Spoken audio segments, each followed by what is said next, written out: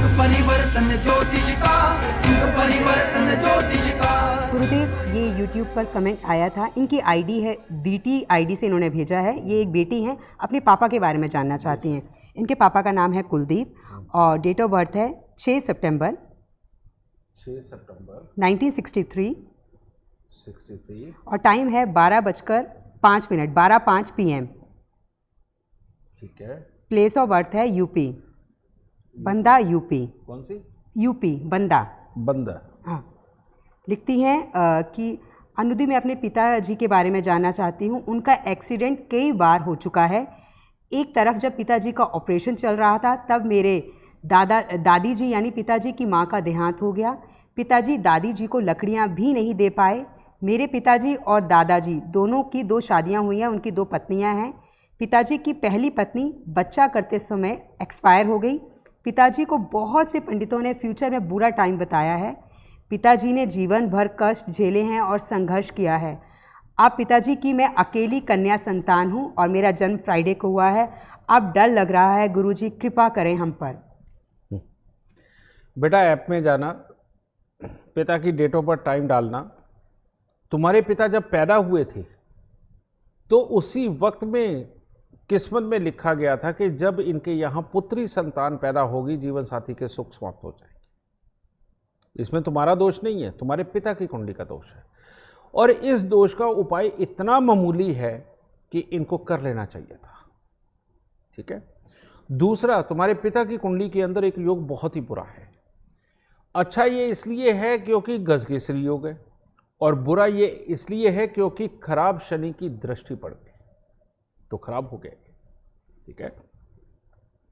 अब इसी योग के अंदर बृहस्पति और चंद्रमा आ गए और शनि और मंगल भी साथ में जुड़ गए। तो अब क्या, मैं बार बार बोलता हूं, पिछले तो कई एपिसोडों में मैंने लगातार बोला है कि शनि और मंगल का मेल हो जाए और उसके साथ जो भी ग्रह होगा उसका हाल खराब होगा। तो यह चंद्र और बृहस्पति दोनों हो गए।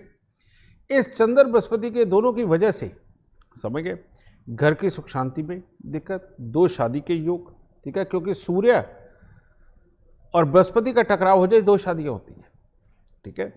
और ये बना, इनके अपने अंदर भी गुस्सा, चिड़चिड़ापन या कड़वापन हुआ आया होगा।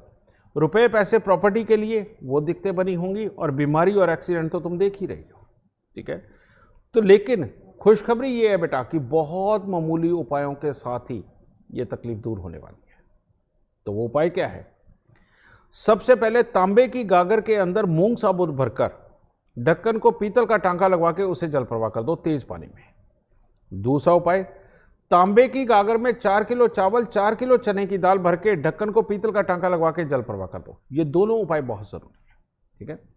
उसके बाद हर बृहस्पतिवार को एक छोटा सा तांबे का लोटा लेना, छोटा सा, उसमें आधे चावल आधी चने की दाल भर के हर बृहस्पतिवार को मंदिर में दो, और ये लगातार करते जाना 1-2 साल। और हर शनिवार को नारियल, बादाम और छुआरे, 1 नारियल पूजा वाला, 10 साबुत बादाम, 10 छुआरे, हर शनिवार को ये दान देती रहे। बेटा तुम्हारे घर से चुन चुन के मुसीबतें निकल जाएंगी। अगर इसके साथ में तुम लोगों ने कुत्ता पाल लिया या कुत्ते की सेवा करते रहे, और अपने पापा का तुमने कान अगर ये छिदवा के उसमें सोना डाल दिया, तो बेटा तेरे पापा इतने अच्छे मज़े से एक अच्छी ज़िंदगी गुजारेंगे कि तुम सब लोग बहुत ही खुशहाल जीवन बिताओगे। तो इतना सा करके देख बेटा।